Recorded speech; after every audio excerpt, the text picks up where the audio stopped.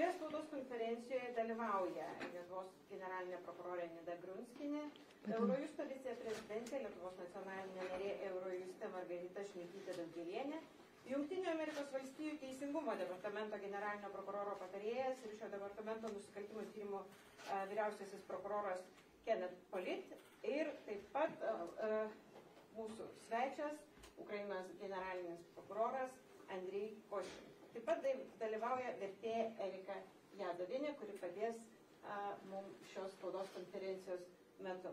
Taigi, kviečiu Lietuvos generalinę prokurorę tarti žodį. Labadiena. Tai kaip jau ir įvardėjo šiandien ir vakar, ir šiandien 2 dienas Vilniuje vyksta tarptautinis koordinacinis pasitarimas. Tai yra tikrai didelis, svarbus renginys visiems mums. Ir neatsitiktinai Vilnius yra pasirinktas, kadangi naudodamasi progą norėčiau padėkoti Eurojusto vadovams, kad jie palaikė Lietuvos iniciatyvą būtent dėl jungtinės tyrimo grupės sudarimo.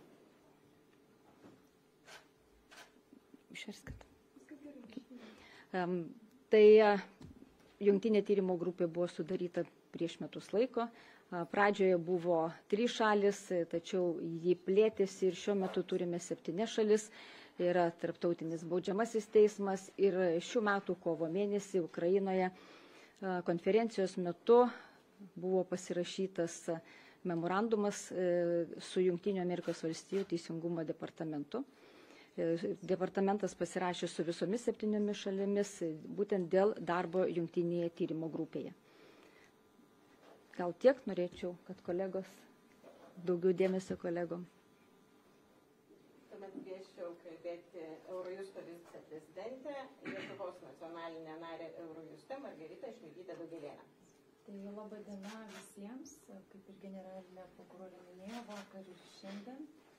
Iš tiesų, Eurojusto organizuoto koordinacinio pasitarimo tarp 7 šalių, taip pat Jungtinės Amerikos Valstijų atstovų, taip pat tarptautinio baudžiamojo teismo atstovų rezultatas. Iš tiesų, produktyvių diskusijų metu priimti konkretus sprendimai, kurie nebejotinai prisidės prie efektyvesnio karo nusikaltimų, nusikaltimų žmoniškumui, genocido ir ypatingai agresijos nusikaltimo atlikimo. Eurojustas, kaip ES agentūra, jungtinės tyrimo grupės veikloje dalyvauja nuo pat jungtinės tyrimo grupės įsteigimo ir šią jungtinę tyrimo grupę remia finansiškai, teisiškai, teikia analitinę pagalbą ir logistinę pagalbą. Generalinė prokurorė minėjo, kad šio koordinacinio pasitarimo metu buvo pasirašytas jungtinės tyrimo grupės susitarimo pakeitimas, kuriuo genocido nusikaltimas, kuris tyriamas Ukrainoje, įtraukiamas į jungtinės tyrimo grupės darbus ir nebejotinai prisidės prie efektyvaus šio nusikaltimo ištyrimo. Taip pat generalinė prokurorė paminėjo, kad mes iš tiesų šio koordinacinio pasitarimo metu aptarėme glaudesnį bendradarbiavimą su Jungtinės Amerikos Valstijų teisingumo departamento atstovais. Tačiau mūsų Eurojusto kaip agentūros laukia dar daugiau ir ateinančios savaitės, ateinantis mėnesiai Eurojustui tikrai bus labai užimti. Eurojustas daro labai daug darbų, kuriant naują duomenų bazę, įrodymų duomenų bazę, kurioje bus centralizuotai saugomi ir analizuojami įrodymai dėl karo nusikaltimų vykdomų Ukrainoje. Taip pat Eurojuste yra steigiamas tarptautinis agresijos nusikaltimų persekiojimo centras, kurio pagrindinis tikslas yra užtikrinti svarbius agresijos nusikaltimą patvirtinančius įrodymus ir neprarandant brangaus laiko rengti bylą dėl asmenų atsakomybės už šiuos nusikaltimus, kad ir kur tas teisminis procesas ateityje įvyks. Ir mes labai tikimės, kad jau centras šių metų vasarą tam tikrą apimtimi pradės veikti. Ir be abejo, savaime suprantama, kad Eurojustas nuoširdžiai džiaugiasi mūsų Jungtinės Amerikos Valstijų partnerių norų prisidėti prie šio centro veiklos. Iš tiesų tai yra dar vienas pavyzdys, kurį matėme nuo pat karo pradžios, kad Rusijos invazija iš tiesų yra baisi tragedija, tačiau kartu ji mus vienyje tarp šalių, tarp žemynų, tarp organizacijų. Ir aš tikrai labai nuoširdžiai džiaugiuosi, kad Eurojustas, kaip ES agentūra, tikrai prisideda prie teisingumo šioje byloje įvykdymo. Dėkojame ir kviečiu kalbėti Jungtinių Amerikos Valstijų teisingumo departamento atstovą, generalinio prokuroro patarėją, šio departamento nusikaltimo tyrimo vyriausiąjį prokurorą Kenneth Polite. Thank you. Good afternoon to you all. While here in Vilnius, Lithuania, over the last 2 days, I've had the honor of meeting with the Ukraine Joint Investigative Team, the JIT, which is investigating core international crimes committed in Ukraine. Sveiki visi. Šiandien ir vakar aš dalyvauju susitikime Jungtinės tyrimų grupės, kurioje susitikau su visais dalyviais iš Jungtinės tyrimų grupės, taip pat ir Ukrainos atstovais, ir visa ši tyrimo grupė, jos darbas yra tirti visus nusikaltimus atliekamus, kurie yra vykdomi Ukrainoje. We had productive conversations on ongoing investigations, and I pledged the U.S. Department of Justice's increased support. Mes tikrai labai visi produktyviai pasikalbėjom, buvo geros diskusijos, aptarėme atliekamus tyrimus ir aš tikrai pažadėjau, kad Jungtinių Valstijų teisingumo departamentas toliau teiks visą įmanomą paramą. Just over 1 month ago, on March 3rd, specifically in Lviv, Ukraine, U.S. Attorney General Merrick Garland signed a memorandum of understanding with senior officials of all 7 JIT partner countries. Beveik prieš mėnesį, kovo 3 dieną, Ukrainoje, Lvive, Jungtinių Valstijų generalinis prokuroras Garlandas pasirašė memorandumą su Jungtinės tyrimų grupės šalių atstovais. Ir tas memorandumas yra pasirašytas su visomis Jungtinių tyrimų grupėmis šalimis. I remember discussing the MOU last June when I was in Eurojust, and we are so pleased to have been the very first country to sign an MOU with all 7 JIT national members. Apie šį memorandumą, jo pasirašymą buvo dar kalbama pernai, birželio mėnesį, kai lankėsi Eurojuste. Ir iš tikrųjų labai malonu, labai džiugu, kad Jungtinės Amerikos Valstijos yra pirmoji šalis, kuri pasirašė šį memorandumą su visomis 7 Jungtinės tyrimų grupės šalimis. Now, when our Attorney General signed that MOU, he promised to back our contribution to the JIT with the full weight and full force of the United States government, and that is exactly what we are doing. Pasirašydama šį memorandumą, Jungtinių Amerikos Valstijų generalinis prokuroras pažadėjo, kad bus teikiama visapusiška pagalba Jungtiniai tyrimų grupiai ir kad Jungtinių Amerikos Valstijų vyriausybė padės kuo tik gali ir suteiks visą įmanomą paramą. Ir būtent tai ketiname daryti. Yesterday, in an effort to further strengthen this partnership, the U.S. Department of Justice pledged to second an experienced prosecutor to the International Center for the Prosecution of the Crime of Aggression against Ukraine that will be based at Eurojust in The Hague.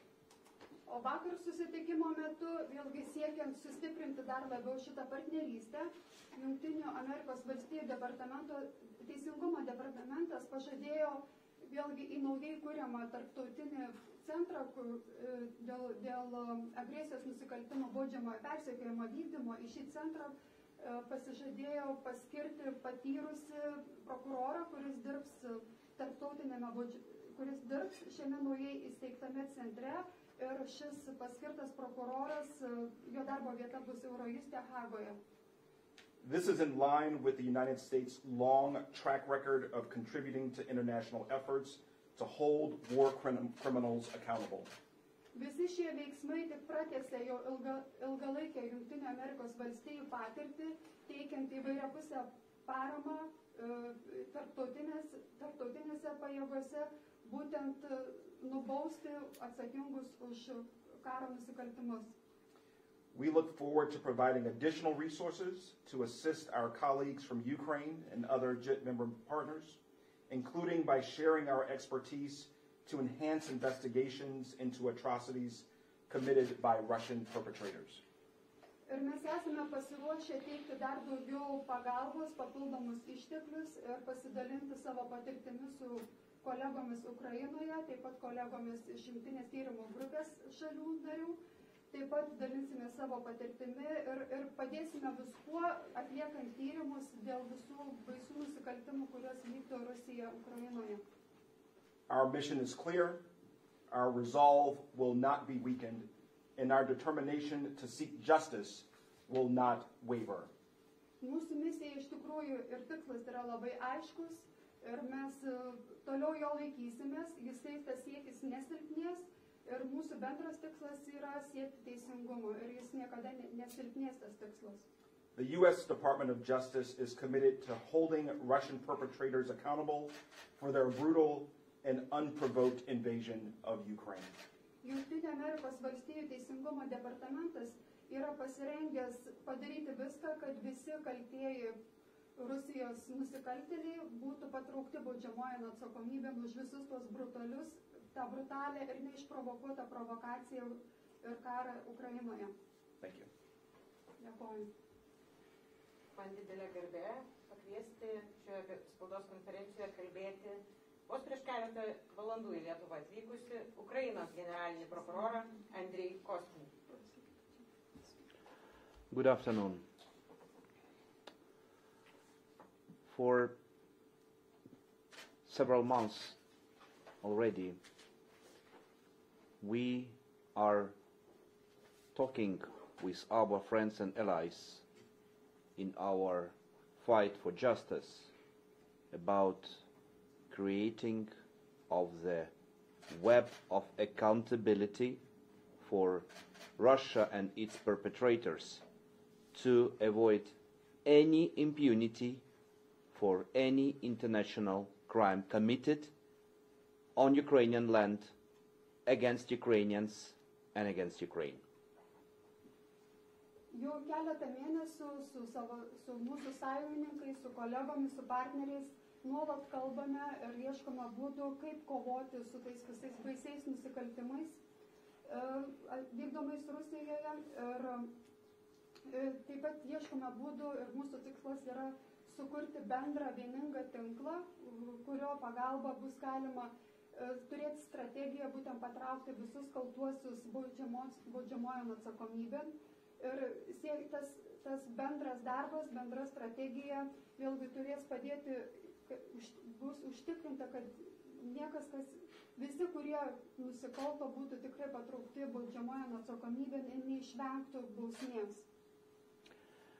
This web of accountability within its criminal layer includes our national investigations in Ukraine, where we're investigating more than 77,000 incidents of war crimes with already 30 verdicts of Ukrainian courts in course of ongoing war.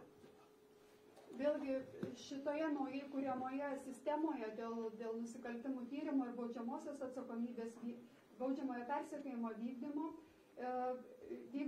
veikla vykdoma įvairiais lygmenimis. Tai nacionaliniu lygmeniu vykdomi tyrimai Ukrainoje ir jau šios dienos duomenimis jau yra tyriami 77 000 karo nusikaltimų, kurie buvo įvykdyti Rusijos Ukrainoje. Ir teismai jau priėmė 13 nuosprendžių, būtent dėl šiuo metu vykdomų karo nusikaltimų.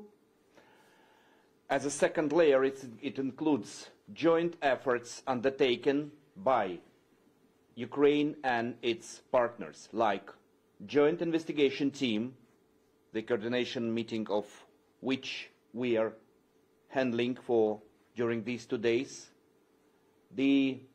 our cooperation with the international judiciary institutions like the International Criminal Court, and support given to us through these channels by our other partners, and United States being one of them, as a first country having a memorandum of understanding with joint investigation team.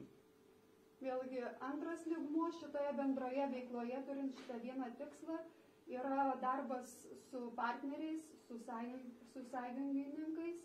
Ir visų pirma, tas darbas vyksta per jungtinę tyrimų grupę, kurios susirinkimas, pasitarimas vyko šiomis dienomis. Taip pat dirbame kartu su savo partneriais. Taip pat bendradarbiaujame su įvairiomis tarptautinėmis teisėsaugos ir teisminėmis institucijomis, tokiamis kaip tarptautinis baudžiamasis teismas.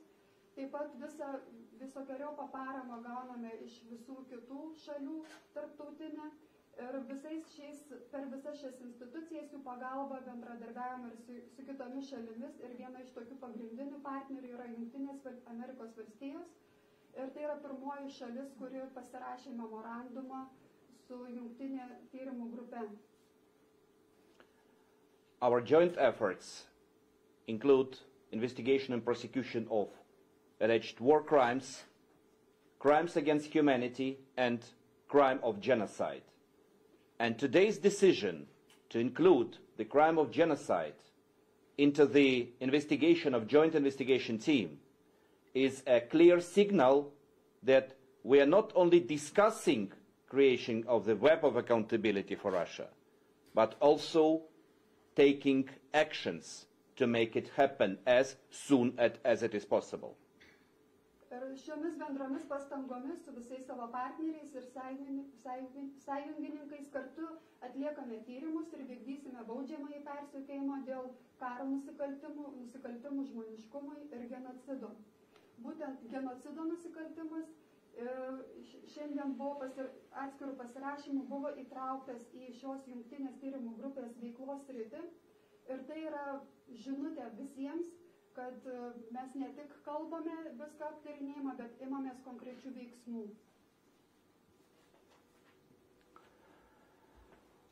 As a third layer of our web of criminal responsibility are 20 national investigations opened by 20 countries with regard to alleged war crimes committed in Ukraine.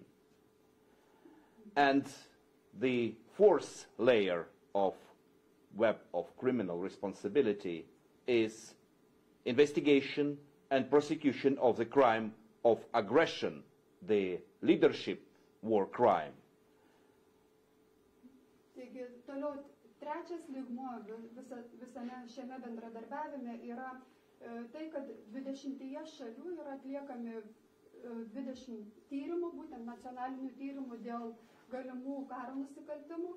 Ir kitas dar aspektas yra būtent tyrimai dėl agresijos nusikaltimų. Ir būtent siekiant patraukti baudžiamojon atsakomybėn tai, kas užsakė, kas organizuoja tos agresijos nusikaltimus, vadovus šalies. And the opening of the International Center for the Prosecution of the Crime of Aggression, which will be located in The Hague and which will work under the auspices of Joint Investigation Team, with support of Eurojust, with support of our partners from European Union and from the United States, is another action and another step in order to prepare the case of the crime of aggression for future special ad hoc tribunal. Ir šitas naujo tarptautinio centro įsteigimas dėl agresijos nusikaltimų baudžiamojo persekiojimo vykdymo, kuris veiks Hagoje ir kurį globos Eurojustas, ir tas centras veiks lygiagrečiai kartu su jungtinė tyrimų grupe ir visą paramą šio centro veiklai teiks mūsų partneriai jungtinės tyrimų grupės, taip pat ir ES šalis ir Jungtinių Amerikos Valstijų institucijos.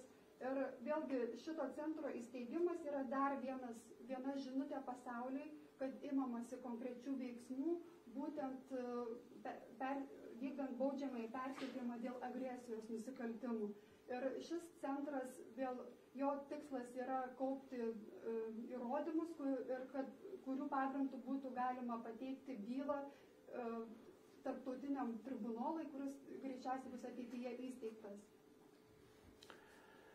taking these actions and taking these steps together, we are tightening our cooperation to ensure that there will be no impunity for international war crimes, and that we are all standing together, not only to collect evidences, but also to prosecute these crimes and to have convictions for these crimes, even in course of war. Taigi visi šie tokie atskiri aspektai bendro darbo, tai yra jų tikslas rinkti įrodymus, vykdyti tyrimus ir užtikrinti, kad niekas nepabėgtų nuo baudžiamosios atsakomybės, kad visi tie, kurie nusikalto, būtų nubausti.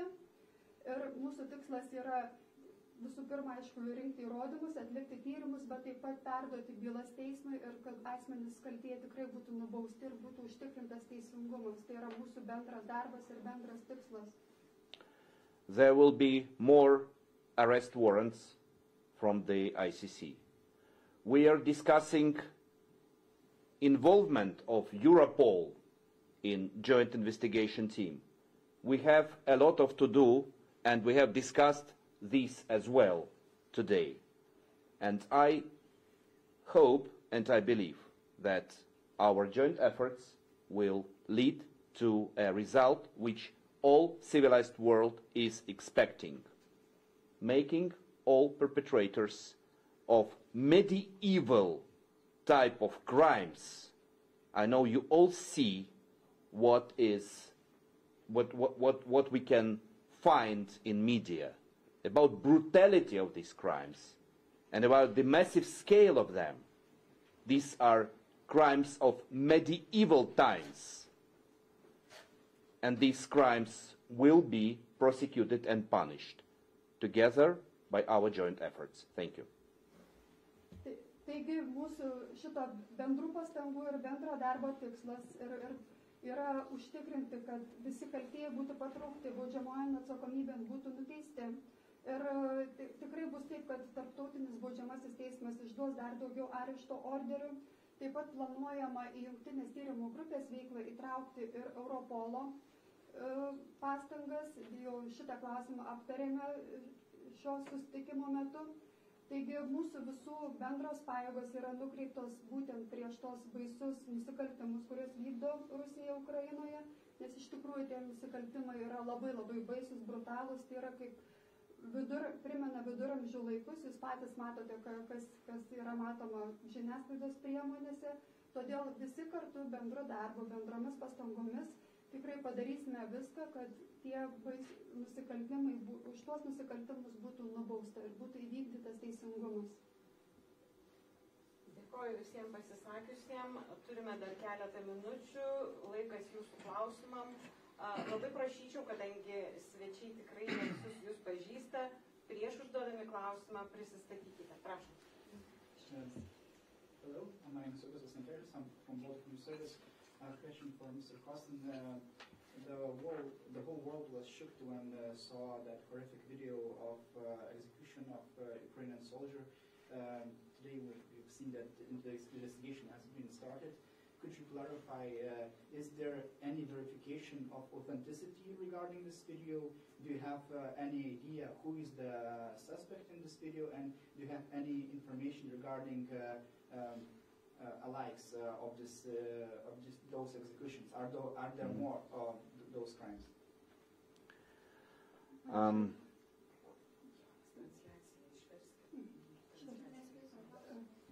Klausimas yra apie paskutiniu metu pasirodžiusi vaizdo medžiagą apie įvykdytą egzekuciją, todėl generalinio prokuroro iš Ukrainos klausiama ir žinoma, kad yra pradėtas tyrimas ir klausima, ar jau yra žinoma, ar tas vaizdo klipas yra tikras, autentiškas, ar yra jau daugmaž aišku, kas yra įtariamieji. Ir ar yra žinoma, ar galbūt yra ir daugiau tokių buvo įvykdyta egzekucijų? First of all, we definitely know that this is not the only case.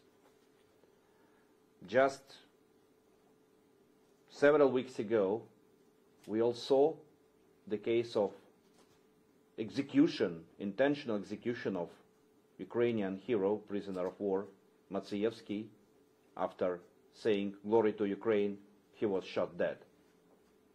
Tai tikrai nėra vienintelis toksai atvejis, jau prieš kelias savaitės, puikiai visi pamename, irgi buvo atvejis, kai buvo įvykdyta Ukrainos karo belaisvių egzekucija Ukrainos kariui Maciejevskiui, po to, kai jis sušuko šlovė Ukrainai, jis buvo nužudytas, nušautas.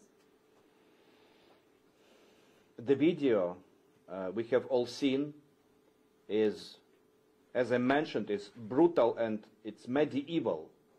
From my point of view, it could be a human being that can execute these things, cutting a head.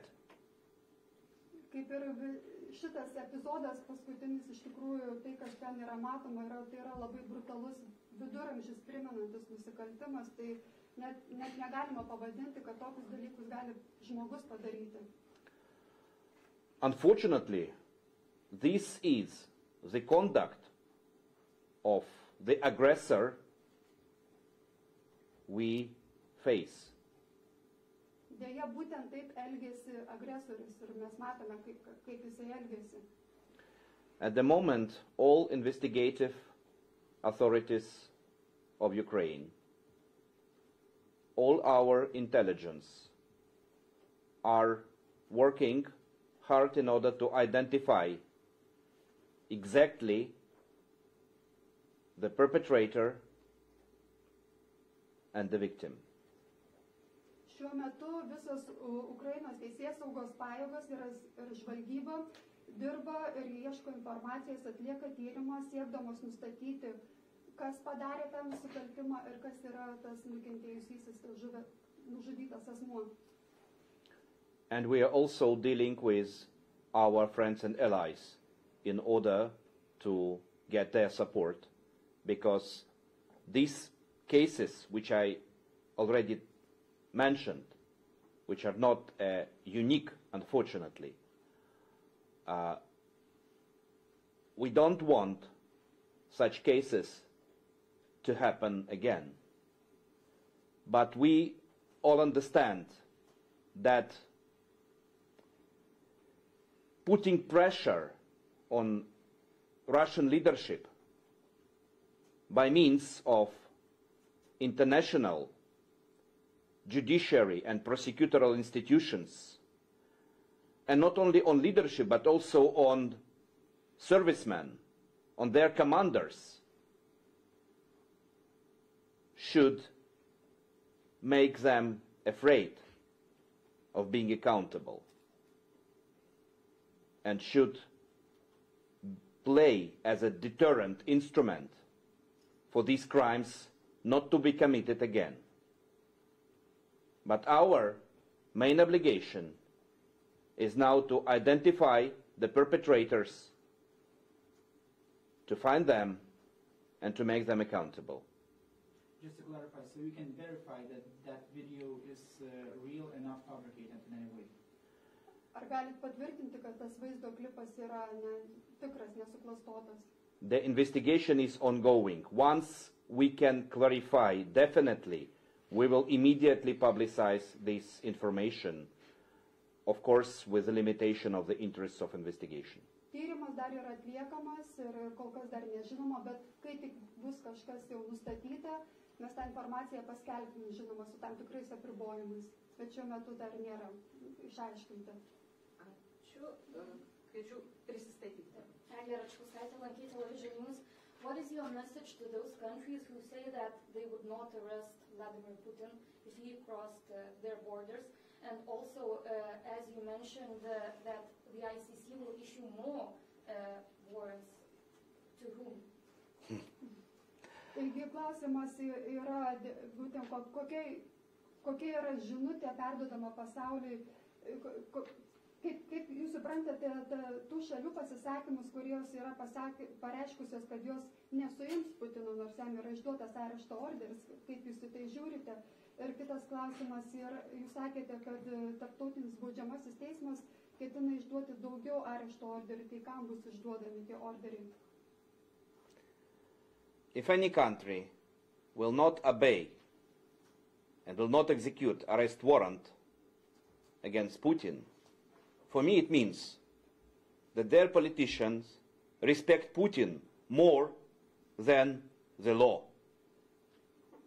Tai jeigu kuri nors šalis nevykdys Putinui išduotą arešto orderių, man asmeniškai tai reikš, kad jie labiau gerbia Putiną, bet negerbia ir nesilaiko įstatymų. If this happens, it should be a strong signal for their people, because it will mean that their politicians, if they disrespect the law with regard to alleged war criminal Putin, that they will disrespect the law, they could disrespect the law with regard to their population. Ir toks kažkurios šalies politikų elgesys turėtų būti kaip ir signalas to šalies gyventojams, nes jeigu politikai nesilaiko įstatymo, jie nevykdo galimam karo nusikaltėliui Putinui išduotą arešto orderio, jie teikia pirmenybę Putinui, bet nevykdo ir nesilaiko įstatymų, tai to šalies gyventojai turėtų sunerimti, nes jeigu jų politikai, jų valdžia nevykdo arešto orderio ir tai gali reikšti, kad jie nesilaikys įstatymų ir savo šalies viduje, ir savo gyventojų atžvilgių. With regard to the second part of your question, we are working hard in different dimensions. We are also creating task forces on specific cases with the team of Karim Khan, and therefore I believe that there will be more arrest warrants with regard to other war crimes committed and with regard to wider quantity of alleged war criminals who are involved in commission of the war crimes where already cases are brought before the ICC and for the others. Atsakant į jūsų antrą klausimą, šioje srityje yra iš tikrųjų dirbama įvairiais ir daugeliu aspektų, yra vykdomos diskusijos ir yra telkiamos specialios pajėgos, yra telkiamas į konkrečias bylas tyrimų ir ateityje vėlgi remiantis šiuo dabartiniu visų pasiruošimu, vėl bus tarptautinis baudžiamasis teismas išduos daugiau arešto orderių dėl kitų karo nusikaltimų, kurie yra jau tyriami ir kurie dar bus tyriami. Ir vėlgi tie arešto orderiai irgi turėtų būti susiję ir su kitais nusikaltėliais, su kitais asmenimis, kurie vykdo šitos visus karo nusikaltimus. Tas įtariamųjų ratas jau bus didesnis. Ar būtų dar trumpas klausimas? Jeigu ne, dėkoju visiems susirinkusiems, dėkojame mūsų spaudos konferencijos dalyviam ir linkiu visiems taikios popietės. Ačiū.